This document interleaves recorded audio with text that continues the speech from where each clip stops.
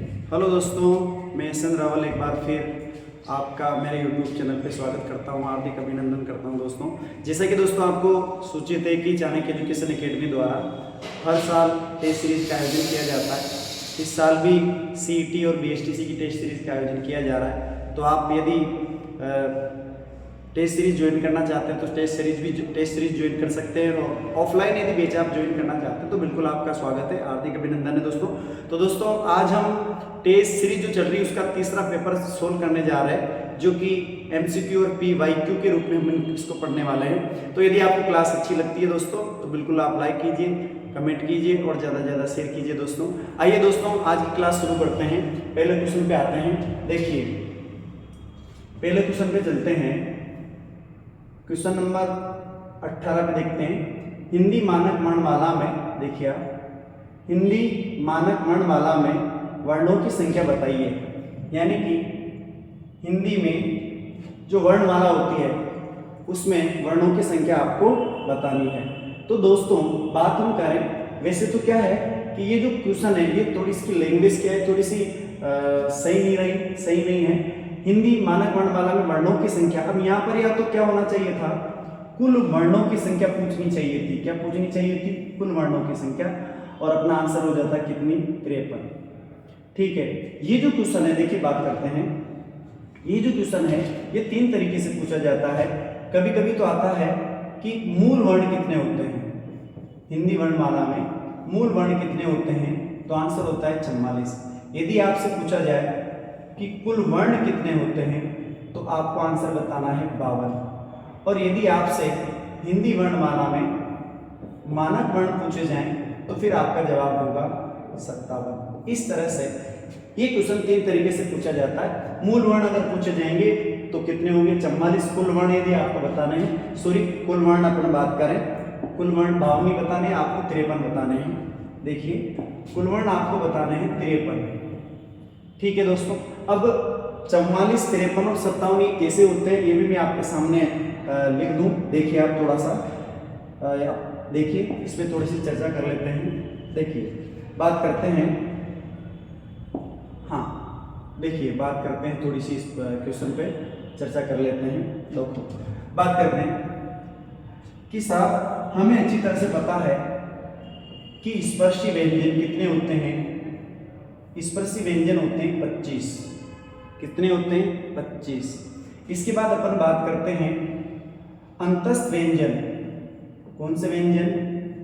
अंतस्थ व्यंजन की बात करें तो ये होते हैं 4। ठीक है, इसके बाद ऊष्म व्यंजन, ऊष्म व्यंजन भी कितने होते हैं? 4। ठीक है, तो 25 और 4 29, 29 और 4 33, 33 व्यंजन हो गए।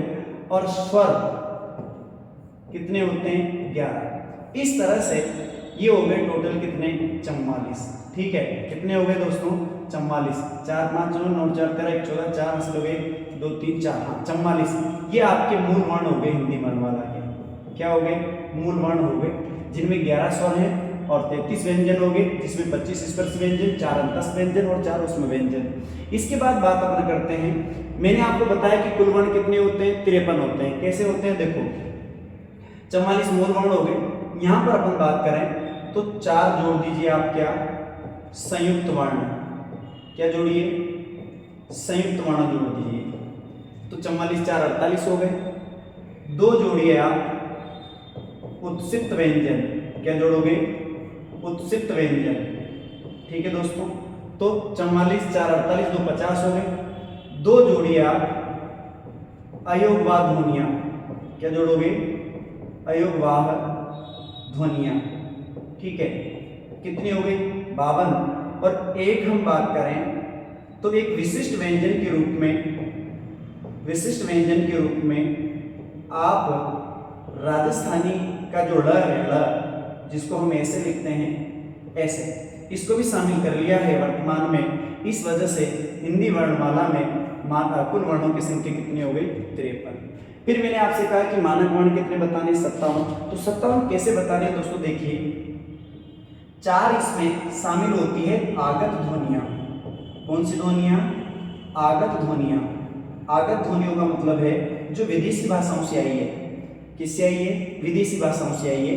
और 53 4 कितने हो गए? 57। इस तरह से बात करें दोस्तों तो हिंदी वर्णमाला में कुल वर्ण अगर आपसे पूछे 53, मूल वर्ण अगर आपसे पूछे तो बताने 44 और मानक वर्ण यदि पूछे तो आपको बताने 57। इस तरह से आप इस सवाल का क्या कर सकते हैं दोस्तों? जवाब दे सकते हैं। अब ये जो 4 आगत ध्वनियां हैं इनमें कौन कौन सी है? तो ये देखिए, एक तो है ख, एक होती है ज, एक होती है फ। ये 3 तो अरबी फारसी की है और एक अंग्रेजी का ओ, ये स्वर है। इस तरह से आगत ध्वनियां हैं 4। आगे बढ़ते हैं क्वेश्चन नंबर 19 पे देखिए आप। क्वेश्चन नंबर 19 की बात कर लेते हैं। देखिए, चर्चा करते हैं पितृ अनुमति। वैसे ये शब्द गलत लिखा हुआ है दोस्तों, पहले इसे शुद्ध करते हैं। देखिए आप, शब्द होता है पितृनुमति। पित्रानुमति नहीं होता। क्यों नहीं होता? देखिए दोस्तों, पितृ प्लस अनुमति, ठीक है। ये री इधर क्या है? अ, दोनों को मिलाओगे तो क्या बनेगा? र, ठीक है। अब बात अपन करें तो दोस्तों देखो, ये पी ऐसा का ऐसा ही, तमे से री को अलग करोगे तो आधा बचेगा, तमे मिला दो र तो ये क्या हो जाएगा? त्र। अस्य को खत्म कर देंगे, जो बच रहा है उसको लिख देंगे और शब्द क्या बनेगा? पितृ अनुमति। और संधि यदि पूछी जाए आपसे इसमें तो कौन सी होगी? यण संधि होगी। कौन सी होगी? यण संधि, यानी कि ये अपना आंसर हो जाएगा दोस्तों, यण संधि। 19 नंबर में ए ऑप्शन हो जाएगा। आगे बढ़े, क्वेश्चन नंबर 20 की बात करते हैं दोस्तों। प्र उपसर्ग युक्त, प्र उपसर्ग प्रयुक्त हुआ है, प्र उपसर्ग प्रयुक्त हुआ है। तो देखिए, वेग में तो हो नहीं सकता, गर्व में हो नहीं सकता, ठीक है। यहां पर एक शब्द तो बच गया, प्रेरणा। टुकड़ा करके देख लीजिए, प्रधन इरणा, सही है। यहां पर एक शब्द है ये प्रारार्थ, तो ये क्या है? थोड़ा अशुद्ध हो गया, इस वजह से अपन आंसर क्या मान लेते हैं? इसमें प्रेरणा मान लेते हैं, ठीक है। आंसर क्या मान लेंगे? प्रेरणा, क्योंकि ये तो मिसप्रिंट हो रहा है, पूरा लिख भी नहीं रहा, तो अपन ये दोनों आंसर तो गलत है, इसे इसको भी काट देते हैं। आंसर क्या मान लेते हैं? प्रेरणा मान लेते हैं। इसके अलावा अपन बात करें परोपसर्ग से निर्मित शब्द और बताऊं दोस्तों मैं आपको। जैसे एक शब्द होता है प्रारंभिक। क्या होता है? प्रारंभिक। अब प्रारंभिक में देखिए दोस्तों, प्र धन आ धन रंभ और एक प्रत्यय होगा और शब्द क्या बनेगा? प्रारंभिक, ठीक है। इसमें भी प्र उपसर्ग है। अब ये प्रारंभिक एक ऐसा शब्द है जिसमें 2 उपसर्ग हो गए, प्र और आ। रंभ मूल शब्द हो गया और एक प्रत्यय हो गया। इसी तरह से अपन बात करते हैं, एक शब्द होता है प्राध्यापक। क्या होता है? प्राध्यापक। ये भी बढ़िया शब्द है। इसमें भी प्र, दूसरा उपसर्ग है अधि, ठीक है। अगला तीसरा उपसर्ग होगा आ और मूल शब्द हो जाएगा पक और शब्द बना देंगे क्या? प्राध्यापक। इस तरह से तो दोस्तों इसमें बी ऑप्शन हो गया। क्वेश्चन नंबर 21 की बात करते हैं। न प्रत्ययुक्त शब्द कौन सा है? आपको वो शब्द छांटना है जिसमें न उपसर्ग का प्रयोग हुआ है। पहली बात तो दोस्तों ये बेलन है, बोलन नहीं है। क्या है? बेलन। बेलन का यदि टुकड़ा करते हैं तो बेल प्लस न, ये आपकी जो एनसीईआरटी की बुक जो आती है, एनसीईआरटी जो 9वीं से 12वीं तक चलती है, उसमें लिखा हुआ है और इसी आधार पर आंसर हम क्या कर लेते हैं? बेलन मान लेते हैं। जबकि बात अपन करेंगे गाइड जो आती है, किताबें जो मार्केट में आ रही है, गाइड जो आ रही है, उसमें बेलन शब्द में बेल प्लस अनुपसर्ग माना गया है, ठीक है। लेकिन आप तो एनसीईआरटी में जो लिख रहा है वही माने, ये ध्यान रखें। और ये भी ध्यान रखें, मान लीजिए ये आ गया बेल प्लस ना आ गया तो आप इसे राइट कर दीजिए, ये नहीं आए तो फिर बेल प्लस अन को सही कर दीजिए। इसके अलावा एक चयन शब्द है, चयन का क्या करेंगे? चेदन अन, ठीक है। इसी तरह से नयन का टुकड़ा करोगे तो क्या हो जाएगा? नेधन अन।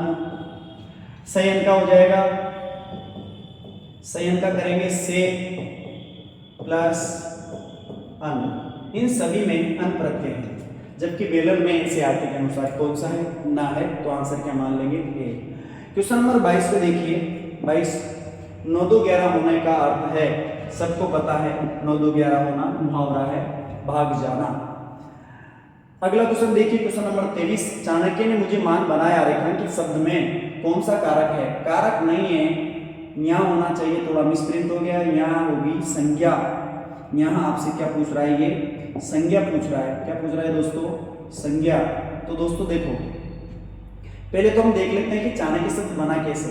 तो दोस्तों देखो, चाणक्य शब्द जो है ये बना है चणक में ए प्रत्यय जोड़ने से। क्या? चणक में ए प्रत्यय जोड़ा, शब्द क्या बना दिया? चाणक्य। क्या बना दिया दोस्तों? चाणक्य। थोड़ा इधर लिख दो, मैं देखो, चणक में ए प्रत्यय जोड़ोगे, शब्द क्या बनेगा? चाणक्य बनेगा। ठीक है ना?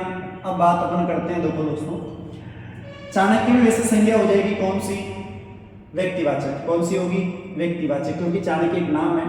जातिवाचक में क्या होता है? संपूर्ण जाति का बोध होता है। जैसे मानव, पृथ्वी के पूरे मानव इसमें आ गए, तो ये संपूर्ण जाति हो गई। पुरुष, संपूर्ण पुरुष, पुरुष आ गए। स्त्री, संपूर्ण स्त्री आ गई, तो ये जातिवाचक होती है। भाववाचक नहीं। भाववाचक तो क्या होता है कि जिनको महसूस किया जा सकता है, स्पष्ट नहीं किया जा सकता। जैसे प्रेम है, क्रोध है, ईर्ष्या है, ये भाव होते हैं, फीलिंग्स जिसको अपन बोलते हैं, जिन्हें हम महसूस कर सकते हैं, ये आती है भाववाचक संज्ञाएं। समूहवाचक संज्ञा की यदि बात करें तो समूहवाचक में जो समूह का बोध कराए, एक से अधिक वो समूह होता है। जैसे झुंड, दल, सेना, सभा, इन सभी में कौन सी संख्या हो जाएगी? समूहवाचक हो जाएगी। ठीक है दोस्तों, तो चणक शब्द किससे बना? चणक ध्वनि ऐसे बना है। संज्ञा कौन सी हो गई? व्यक्तिवाचक। इसके अलावा भाई मैं आपको कुछ और शब्द बता दूं जो परीक्षा में आते रहते हैं। एक शब्द ये बहुत इंपॉर्टेंट है, महात्मा। इस महात्मा में ए प्रत्यय जब जोड़ते हैं तो शब्द बनता है महात्म्य। क्या बनता है? महात्म्य। ठीक है दोस्तों, संतानवाचक प्रत्यय होता है ये। इसके अलावा और बात करें दोस्तों, एक शब्द और बता दूं मैं आपको, जैसे पंडित शब्द है, पंडित। क्या है? पंडित। इस पंडित में भी ये प्रत्यय यदि जोड़ेंगे तो शब्द बनेगा पांडित्य। क्या बनेगा? पांडित्य। भाववाचक हो जाएगा ये पांडित्य। ठीक है, आगे बढ़ते हैं। चाणक्य जो है ये संतानवाचक के रूप में भी आ रहा है और यहाँ पर भाववाचक के रूप में भी बनते हैं, भाववाचक शब्द भी इनसे बनते हैं। अगला क्वेश्चन देखिए, क्वेश्चन नंबर 24। बात करते हैं, मनुष्य शब्द में समास प्रयुक्त हुआ होगा या प्रयुक्त हुआ है? विस्मृत हो रही है। देखिए, मनुष्य शब्द में समास प्रयुक्त हुआ है या प्रयुक्त हुआ है। ठीक है, देखिए, यानी कि मनुष्य शब्द में कौन सा समास है? तो दोस्तों अव्ययभावी होगा नहीं, क्योंकि इसमें मनोज में अव्यय तो है ही नहीं। मनोज शब्द में अपन देखें तो सीधी सी बात है कि इसमें न तो अव्यय आ रहा है आगे, ना उपसर्ग आ रहा है। द्वंद्व ये हो नहीं सकता, क्योंकि द्वंद्व में दो पद, दोनों ही पद क्या होते हैं? प्रधान होते हैं। इसमें बहुव्रीहि समास है। क्या है? बहुव्रीहि समास। मनुष्य शब्द का अगर हम समास विग्रह करेंगे तो होगा मन में जन्म लेने वाला। मन में जन्म, वह जो मन में जन्म लेता है, वह जो मन में जन्म लेता है, ऐसे कर सकते हो आप, वह जो मन में जन्म लेता है। कौन? कामदेव। कौन हो जाएगा? कामदेव। तो ये बहुव्रीहि समास में चला जाएगा। ठीक है, इसी तरह से बात अपन करते हैं, एक शब्द और भी, अनंग। ये भी कामदेव का ही पर्यायवाची, इसमें भी बहुव्रीहि समास होता है। वह जो बिना अंग का है। ठीक है, वह जो बिना अंग का है, इसमें भी बहुव्रीहि समास होगा। वह जो बिना अंग का है वो भी कौन है? कामदेव। ये भी बहुव्रीहि समास हो जाता है। इसी तरह से एक शब्द और प्रयुक्त होता है, इसके लिए बात अपन करते हैं, जैसे मकर ध्वज। मकर ध्वज यानी कि जिसकी क्या है? मकर की ध्वजा है, वो भी कौन है? कामदेव है। तो ये सारे जो शब्द हैं, ये सारे के सारे कौन से समास के हैं? बहुव्रीहि समास के हैं। आगे देखो दोस्तों, जल शब्द का बहुवचन रूप प्रयुक्त होगा, यानी कि आपको ये बताना है कि जल शब्द का बहुवचन होता है या फिर नहीं होता। तो दोस्तों जल शब्द का बहुवचन नहीं होता, यानी कि जल ही होगा, क्योंकि आपको अच्छी तरह से पता है कि द्रव्यवाचक जो संज्ञाएं होती है, द्रव्यवाचक जो संज्ञाएं होती है, वे हमेशा ही एक वचन में होती है। किसमें होती है? एक वचन में होती है। द्रव्यवाचक संज्ञाओं का बहुवचन नहीं होता, इस वजह से आंसर क्या हो जाएगा? जल।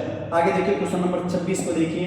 वर्तमान में नवीन विशेषण कौन सा है, तो वर्तमान में नवीन विशेषण होता है दोस्तों कौन सा, गुणवाचक। गुणवाचक जो विशेषण है ये नवीन विशेषण है। आगे बढ़ते हैं, क्वेश्चन नंबर 27 की बात कर लेते हैं। देखिए क्वेश्चन नंबर 27 पे देखिए, सार्वभौमिक दृष्टि से सर्वनाम की संख्या होती है। सार्वभौमिक दृष्टि से सर्वनाम की संख्या होती है। अभी क्वेश्चन थोड़ा समझने वाला है। आपसे यहाँ पर सर्वनाम के भेद नहीं पूछ रहा। अगर आपसे भेद पूछता कि सर्वनाम के भेद कितने होते हैं, तो आपका आंसर होता 6।